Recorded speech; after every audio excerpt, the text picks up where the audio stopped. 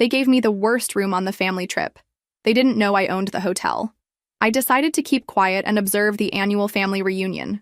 It was a tradition my mother insisted on maintaining, though for me, it always meant a weekend of constant comparisons and cutting remarks.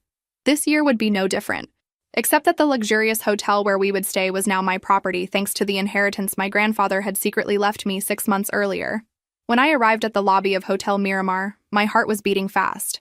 I watched as my sister Lucia, the family favorite, was welcomed with hugs and smiles by everyone. No one noticed my presence until my mother saw me and frowned. "I thought you wouldn't come, Carmen," she said, not bothering to hide her disappointment. "I wouldn't miss our family reunion for anything in the world," I replied with a smile that didn't reach my eyes. My brother-in-law, Roberto, Lucia's husband, looked me up and down, evaluating my outfit as always. "Seems like the graphic design business isn't so lucrative after all," he commented with a mocking smile. If only they knew. My small company was now a respected agency with international clients, but I never bothered to correct their assumptions. What hurt me most was the secret I kept. This 5-star hotel, with its impeccable gardens and ocean view, now belonged to me. Grandfather had always seen something in me that the rest of the family ignored. "We distributed the rooms," my mother announced as manager Miguel handed out the keys. My sister and her husband received the presidential suite with ocean view. My parents, an executive suite. My cousins, deluxe rooms. And me, Carmen, you'll stay in room 108 on the first floor, the room next to the laundry, the smallest and noisiest room in the hotel. Everyone exchanged glances, some with shame, others with poorly disguised amusement. Miguel, the manager, seemed uncomfortable. "Ma'am, we could look for another option for the young lady," he began, but my mother interrupted him. "It's not necessary. Carmen is simple. She doesn't need luxuries." I saw how Miguel looked at me with concern. He knew who I really was, but we had agreed to keep my position as owner secret during this family reunion. "It's fine, Miguel," I said calmly. "Room 108 will be perfect." I took the key and headed to the elevator, feeling my family's eyes on my back. On the way, I heard my cousin Daniela whisper, "As always, Carmen settles for the leftovers." The room was exactly as I remembered. Small, with a window overlooking the service area and the constant noise of the laundry machines. I sat on the single bed and took a deep breath. I wasn't here to confront my family or to humiliate them by revealing I was the owner. I was here to understand why they treated me this way. Why, after 30 years, they still saw me as the least valuable. That night, during the welcome dinner at the hotel restaurant, my family occupied the best table. My chair was partially hidden behind a column. While everyone ordered the most expensive dishes on the menu, I ordered a simple salad. "Can't you afford something better, Carmen?" my father asked with a mixture of mockery and pity. "We can treat you if you want." "The salad is fine. Thank you," I replied, maintaining my dignity. The conversation revolved, as always, around Lucia's achievements. Her recent promotion at the bank, her new house in the exclusive neighborhood. "Our Lucia always knew what she wanted," my mother said proudly. "Not like Carmen, who wasted her life with this drawing business." The head chef approached our table to personally greet the guests. Upon seeing me, he made a small bow that didn't go unnoticed. "Was the salad to your liking, Miss Carmen?" he asked respectfully. "Delicious, Antonio." "Thank you," I replied. My family looked at me strangely. "You know the chef?" Lucia asked, surprised.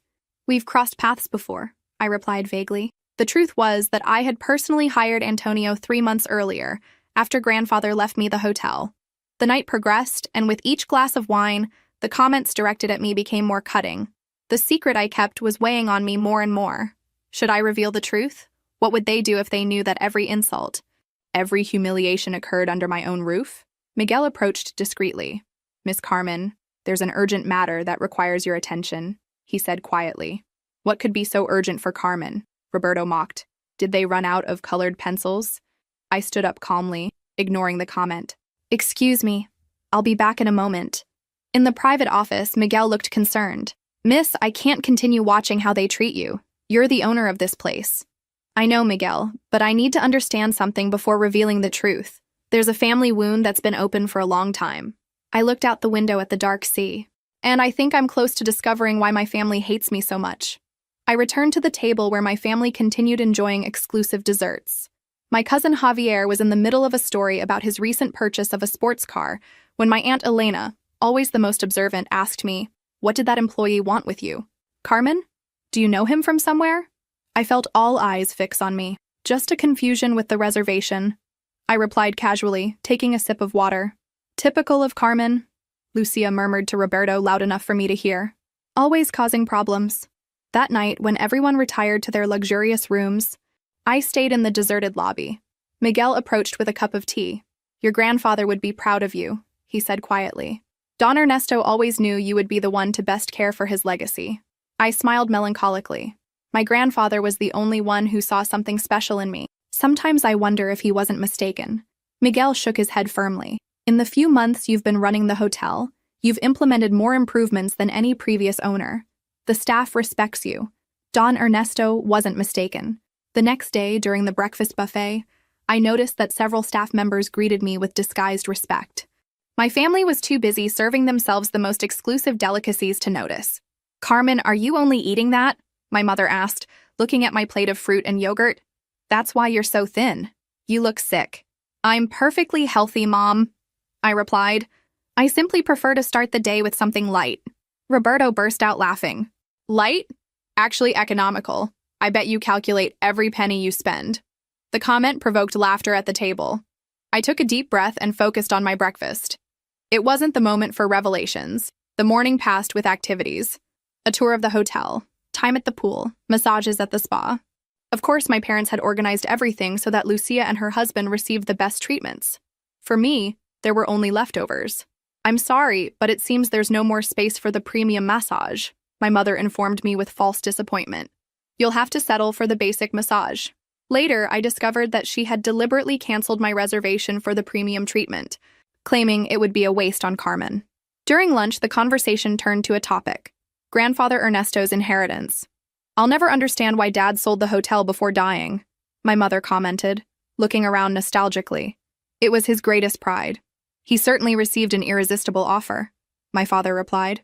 Too bad we never knew who bought it. Lucia sighed dramatically. If the hotel were still ours, we could stay for free. We could even give Carmen a decent room, she added, as if she were doing me a favor. I suppressed a smile. If only they knew the truth about the inheritance and the family secret I was about to discover. That afternoon, while my parents and Lucia enjoyed a yacht tour, I slipped into my grandfather's old office, now my private office. Miguel was waiting for me with a box of documents. I found what you asked for, Miss Carmen, he said, placing the box on the table. These are all your grandfather's personal documents related to your family. I began reviewing letters, photographs, and diaries. Among them, I found a yellowed envelope dated 15 years ago. It contained a letter from my mother to my grandfather that left me breathless. Dad, you have to understand that Carmen isn't like us. She never was. If you continue treating her as your favorite, you'll only hurt her. She doesn't have what it takes to succeed in this family. Lucia is the one who should inherit the hotel someday. My hands were shaking. I continued reading similar correspondence over the years. Letters where my own mother tried to convince grandfather that I didn't deserve his attention or his inheritance. Letters where she described my supposed failures and weaknesses. A handwritten note from my grandfather, never sent, responded, Isabel, it saddens me to see how you treat your own daughter. Carmen has a spirit and intelligence that you can't even see. Someday, all of you will realize the mistake you've made. The discovery hit me like a cold wave. It wasn't just envy or family rivalry. My own mother had systematically orchestrated my marginalization within the family. Are you all right, miss? Miguel asked, concerned about my silence. No, I replied honestly, but I will be. I continued reading and discovered something even more disturbing. My father and Roberto had tried to manipulate grandfather into selling them the hotel at a reduced price shortly before his death. Their plan had failed when grandfather, suspicious of their intentions, decided to secretly leave it to me. A knock on the door interrupted my investigation. It was Daniela, my cousin. Carmen, what are you doing here? This area is only for authorized people, she said, looking curiously at the documents scattered on the table. Miguel intervened quickly. The young lady was looking for information about the hotel's activities. Miss Daniela? Daniela didn't seem convinced. Her eyes narrowed, examining the office. Isn't it strange that they let you into the private office? They wouldn't even let us take a look. Maybe I'm not as insignificant as everyone thinks, I replied, holding her gaze. Something changed in her expression. For the first time, I saw a glimmer of doubt in her eyes. You were always grandfather's favorite, she said slowly. We all knew it, though no one would admit it. When Daniela left, I knew my secret wouldn't last much longer. The family would start to suspect, and I would have to make a decision: continue enduring humiliations or reveal that I, the despised Carmen, was now the owner of the empire they all coveted. That night, during the formal dinner, the storm that had been brewing since my arrival came, and with it, the opportunity for revenge I never knew I wanted. The gala dinner was the central event of our family reunion. The hotel's main hall had been decorated with fresh flowers, candles, fine crystals, and linen tablecloths. I arrived deliberately late, wearing a simple but elegant black dress that I had designed myself. "Finally you appear," my mother said irritably. "We were about to order without you." I took my place at the spot they had assigned me, again the least favorable at the table. Roberto was already half drunk, bragging about his recent real estate investments. "I bought 3 properties on the coast last month," he boasted. "If I play my cards right, I could even buy a hotel like this someday." Lucia smiled proudly. "My husband has business vision, unlike other family members who are content drawing logos." My father raised his glass. "To Roberto and Lucia, the true pride of this family." Everyone toasted while I kept my glass on the table. No one seemed to notice during the first course. Daniela was watching me intensely. Finally, she spoke. "Carmen, I saw you today in the hotel's private office. You seemed very comfortable there." A sudden silence fell over the table. All eyes turned to me. "What were you doing in restricted areas?" my father asked, frowning. I took a sip of water. "I was investigating some things about the hotel." "Why would you do that?" my mother asked. "It's not like you're going to buy one." Roberto let out a thunderous laugh. "Carmen, owning a hotel? That would be funny. She can't even afford a decent room." It was then that Miguel approached our table with a bottle of exclusive champagne. "Miss Carmen, the champagne you requested for your family," he said. My mother blinked in confusion. "We didn't order any." "It's complimentary," he said. "From me." I interrupted calmly. "From you?" Lucia almost choked. "How could you afford a bottle that probably costs more than your monthly rent?" Miguel served the champagne while I maintained my composure. The tension at the table was palpable. "There are many things about me you don't know," I said simply. My father looked at me suspiciously. "What are you talking about, Carmen? If you have something to say, say it." I contemplated my options. I could reveal my secret now, humiliate them as they had humiliated me for years. Revenge would be served on a silver platter. But as I observed their faces, something changed inside me. I didn't want to become like them. "I just wanted to make a kind gesture," I replied, "to celebrate that we're together as a family, despite everything." The surprise on their faces was evident. They didn't expect generosity from me after how they had treated me. The dinner continued. But something had subtly changed. Daniela looked at me with intrigue, as if she were reconsidering who I really was. During dessert, Lucia began talking about grandfather's inheritance. I never understood why grandfather sold the hotel in secret. It was the family patrimony. "Maybe because he knew some would try to take advantage," I replied, looking directly at my father and Roberto. "What are you insinuating?" Roberto jumped, suddenly defensive. "Nothing," I said calmly. "Just that grandfather was more astute than everyone thought." My father looked at me with a mixture of suspicion and nervousness. "Carmen, if you know something about the hotel sale, you should share it with the family." "Now I'm part of the family?" I asked. How curious. A few hours ago, I was the poor relative who didn't even deserve a decent room.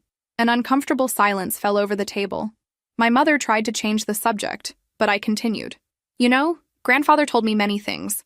I spent hours with him while you were busy with your important lives. He told me about his plans for the hotel, about what he wanted for his legacy." "And what did he say?" Lucia asked, unable to hide her curiosity. "He told me that a family business is like a mirror. It reflects the values of those who run it." I made a significant pause. "And that you always have to be careful with deceptive appearances." Roberto slammed his fist on the table. "Enough riddles. If you have something to say it clearly." At that moment, the hotel's general manager approached our table. "Excuse the interruption. I just wanted to make sure everything was to your liking. Especially for you, Miss Carmen. My family observed uncomfortably the preferential treatment I was receiving. Everything is perfect, Javier." "Thank you," I replied with a smile. "Why the hell do they treat you like you're someone important?" my father demanded to know. I took a deep breath. I hadn't planned to reveal my secret that night, but the situation was escalating. I had to make a decision. "Because they know my work," I replied. "They simply respect what I do." "Drawing logos?" Roberto mocked. I design corporate identity for international companies, I corrected. My agency has clients on 3 continents and 30 employees. Last year, our revenue exceeded $3 million. The surprise on their faces was immediate. My mother almost dropped her glass. You're lying, Lucia accused.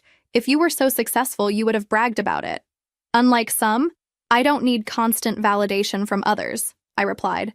And there's a difference between humility and allowing myself to be treated like trash. If you're so successful, why did you accept staying in that horrible room? My mother asked, genuinely confused. Because I wanted to see how far you would take it, I replied honestly. I wanted to understand if there was any limit to the contempt you feel for me. My words fell like slabs on the table. For the first time, I saw shame on some of their faces. Not on all, but it was a start. Carmen, my father began, but I interrupted him. I'm not finished, I said firmly.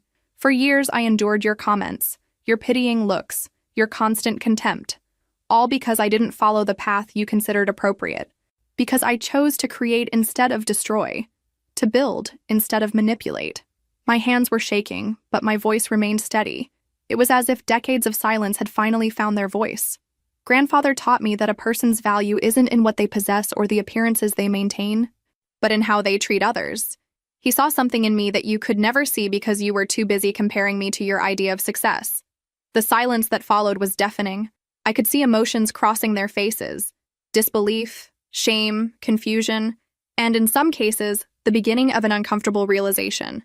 If this is true, my father finally said, why did you never say anything? Would you have listened? I asked. Or would you have found another way to minimize my achievements? He had no answer for that. We all knew the truth. The dinner ended in uncomfortable silence. As the others retired, Daniela stayed behind and sat beside me. I always knew you were different, she said quietly. Grandfather used to tell me to watch you, to learn from you. I never understood why, until now. Our eyes met in a moment of mutual understanding. Carmen, she continued, there's something more, isn't there? Something about this hotel and grandfather that you haven't said. I nodded slowly. And tomorrow, everyone will know. The next morning dawned with unusual clarity. From my modest room next to the laundry, I could hear the hum of the machines mixing with the birds' songs. I dressed carefully, choosing an ivory-tailored suit I reserved for special occasions. Today would undoubtedly be an occasion none of us would forget. During breakfast, the dynamics had subtly changed. My family watched me with a mixture of confusion and curiosity. The mockery had ceased, replaced by uncomfortable silence and furtive glances. My revelation the night before had shaken the foundations of the family hierarchy, but they still didn't know the whole truth. My mother was the first to try an approach. Carmen, dear, we didn't know your business was doing so well, she said with a tense smile. You should have told us. I tried, Mom, for years. My voice was calm, without a trace of bitterness. Every time I mentioned a new client or an important project, you changed the subject to talk about Lucia's achievements. My sister had the decency to blush. Well, the important thing is that now we know, my father intervened, adopting a conciliatory tone he had never used with me before. We're proud of you, of course. Roberto, however, maintained his skepticism. $3 million in annual revenue. That's impressive. If it's true, he commented, emphasizing the last part. Although revenue isn't the same as profit, of course.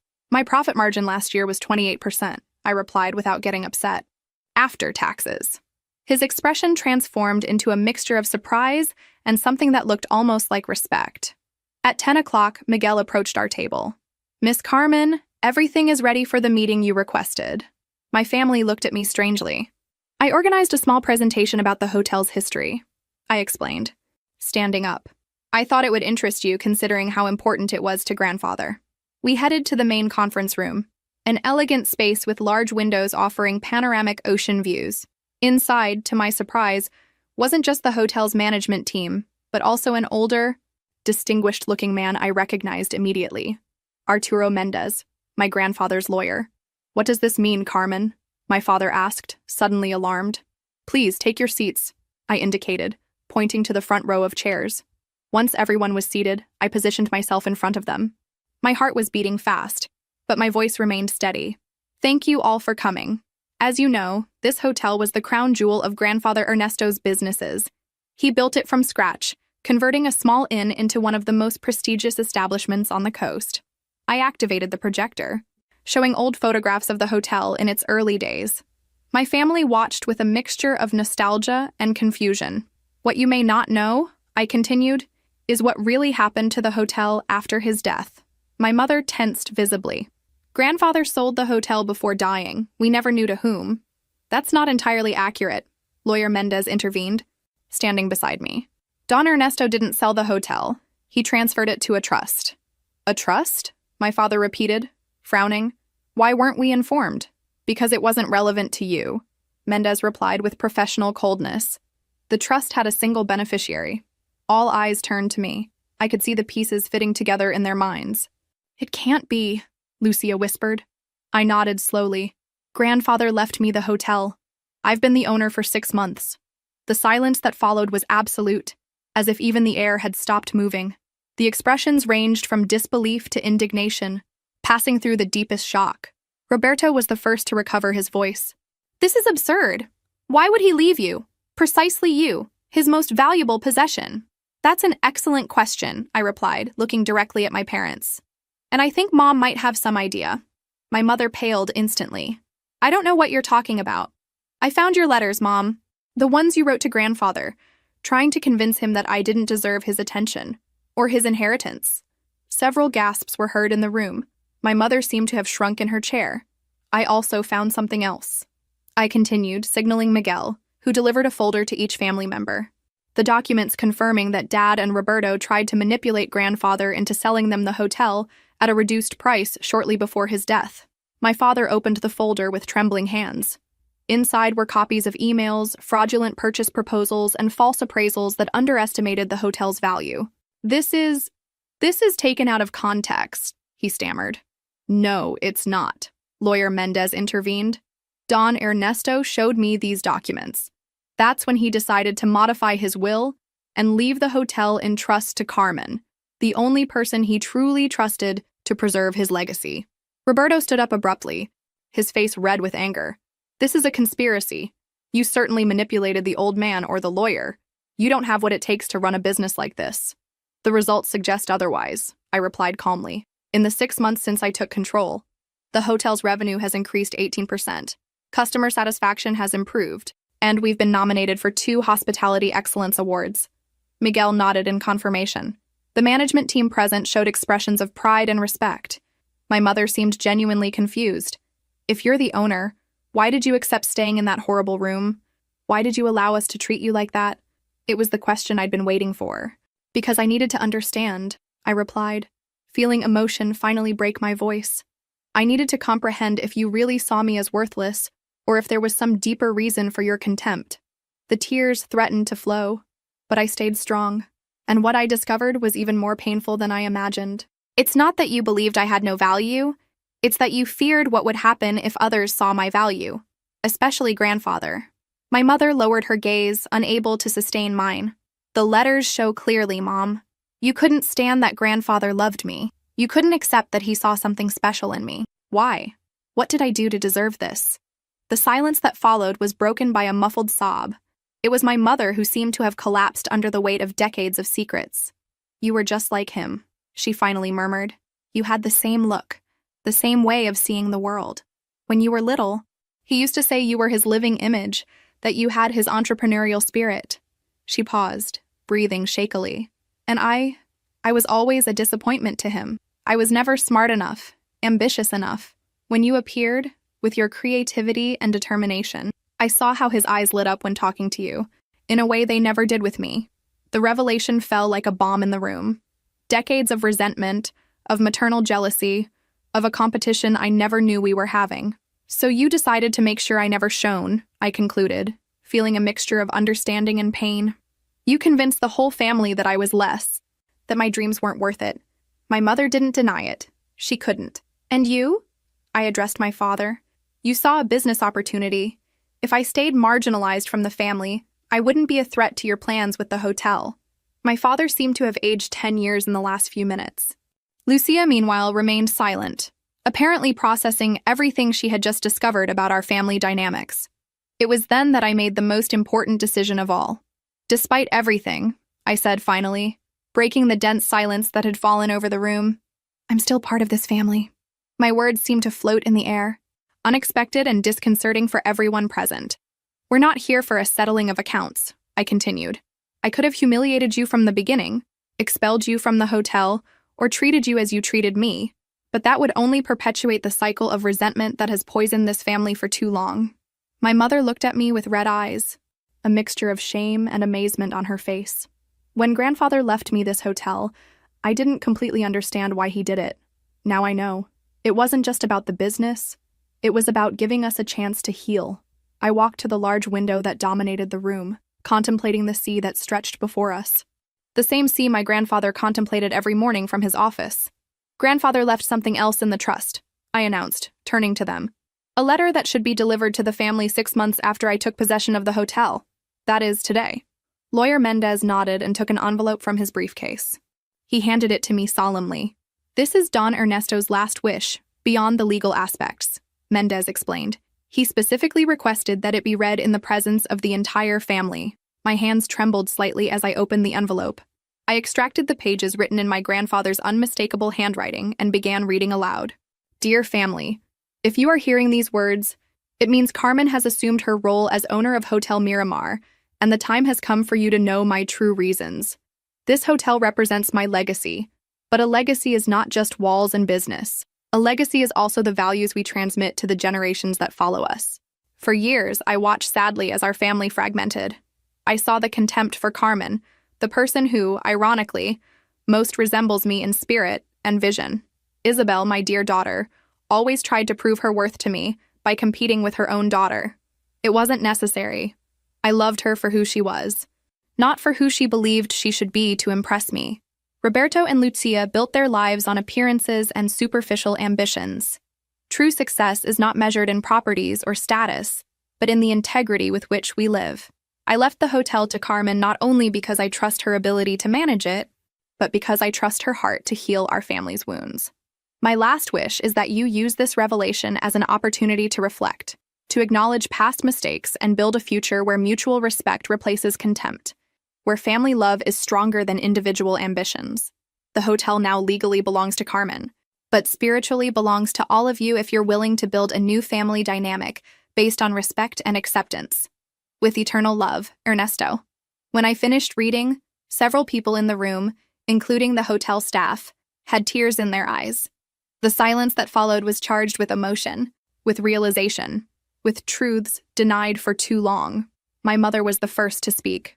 All this time, she murmured, all this time competing with my own daughter, trying to prove something to a father who already loved me. She stood slowly, and to my surprise, approached me with a voice broken by emotion. Carmen, I don't know if you can ever forgive me. I was a terrible mother, blinded by my own insecurities. I saw in her eyes something I had never seen before, genuine recognition, vulnerability, and the beginning of deep regret. My father, meanwhile, seemed devastated. Your grandfather was right, he admitted almost to himself. I built my whole life trying to impress others, forgetting what really matters. Lucia remained seated, silent, with an indescribable expression. Finally, she stood and walked to me. I never understood why grandfather preferred you, she said slowly. Now I see. While I sought his approval, you sought his wisdom. While I wanted his money, you wanted his legacy. There was no hostility in her voice, just a sad acceptance. Roberto, however, didn't seem moved. He stood abruptly, his face red with indignation. And I suppose now we should feel guilty? That we should congratulate you for inheriting an empire you didn't build?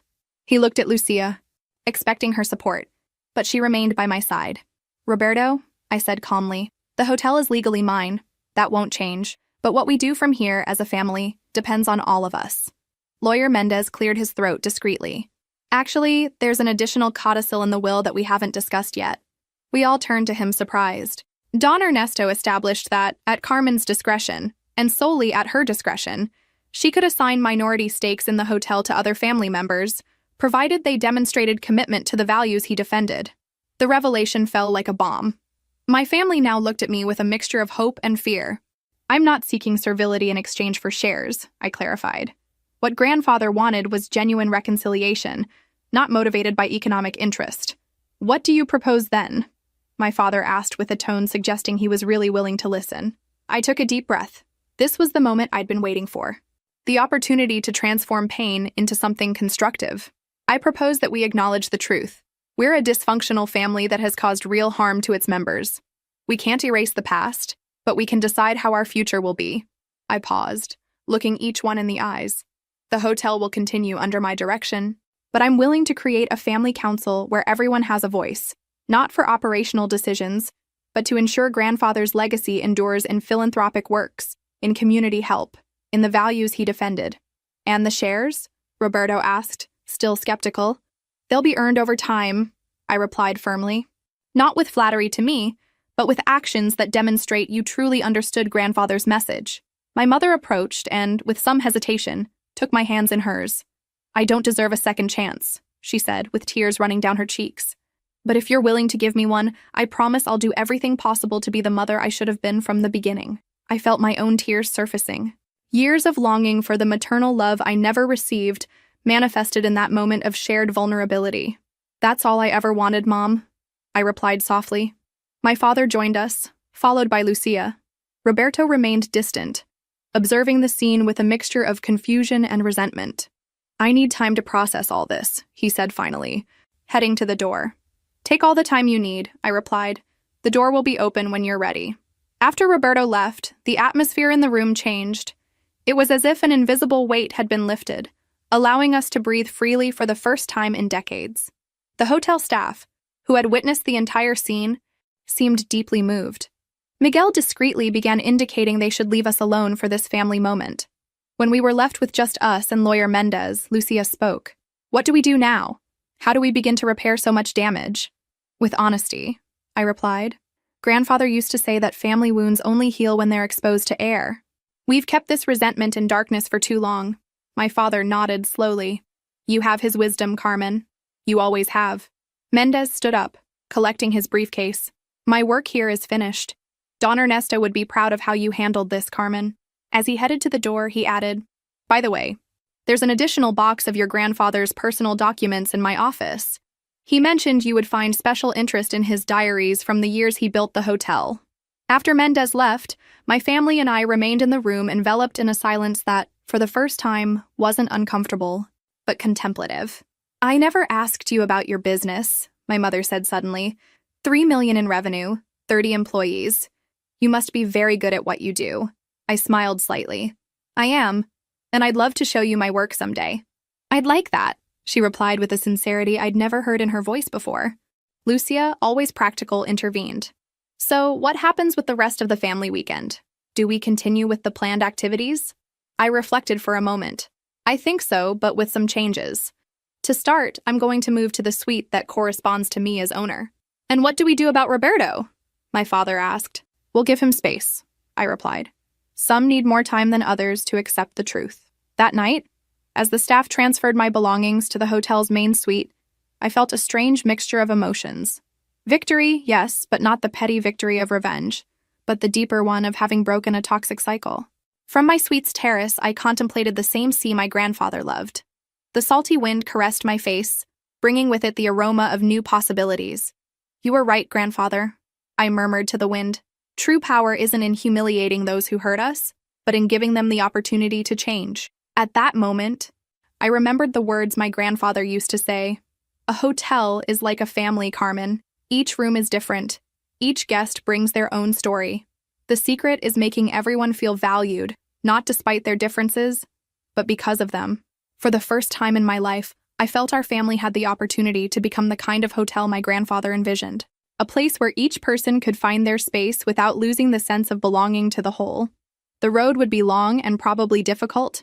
Some wounds would take years to heal completely, if they ever healed at all. But we had taken the first step, perhaps the most important one. We had looked truth in the eyes and decided not to look away. Chapter Epilogue. 1 year has passed since that revealing family reunion. Hotel Miramar thrives under my direction, with changes grandfather would have approved. A scholarship program for young people from the local community, rooms adapted for people with disabilities, and a firm commitment to sustainability. My relationship with my family has evolved in ways I never imagined possible. My mother and I have a weekly lunch meeting where we slowly rebuild our relationship. She no longer seeks to compete with me, but to truly know me. Sometimes when we talk about design or business, I see in her eyes a glimmer of true maternal pride. Lucia was the biggest surprise. After reflecting on her life and values, she decided to return to university to study social work. "I want to build something meaningful on my own merits," she told me. Her transformation has been profound and genuine. My father found an unexpected purpose in the hotel's community program, where he now coordinates activities for young entrepreneurs. He says that teaching them what he learned, including his mistakes, gives him a sense of purpose that money and status never provided. Roberto took 6 months to speak to me again. When he finally did, it was to ask me for a job opportunity. Not a free steak. He now runs the hotel's expansion department, where his ambition, properly channeled, is proving valuable. Room 108, where they housed me that first day, has been transformed into a small museum that tells the story of the hotel and its founder. At the end of the tour, visitors find grandfather's letter framed as a reminder that family businesses are, above all, about values and legacy. Every day, when I walk through the corridors of this hotel, which is both my inheritance and my responsibility, I feel grandfather's presence guiding me. I didn't choose to reveal my secret out of revenge, but for the possibility of healing it offered. And although the path hasn't been easy, the family we're building now is stronger and more authentic than the one we pretended to be. As the sign at the hotel entrance says, "We don't build walls, but bridges. We don't offer rooms, but homes." That's the true secret of Hotel Miramar, and the most valuable legacy my grandfather left me. There are stories that aren't just stories. They're mirrors of life. If this one moved you, help us continue telling others that also deserve to be heard. Become a member. Join us. Thank you very much and have an excellent day.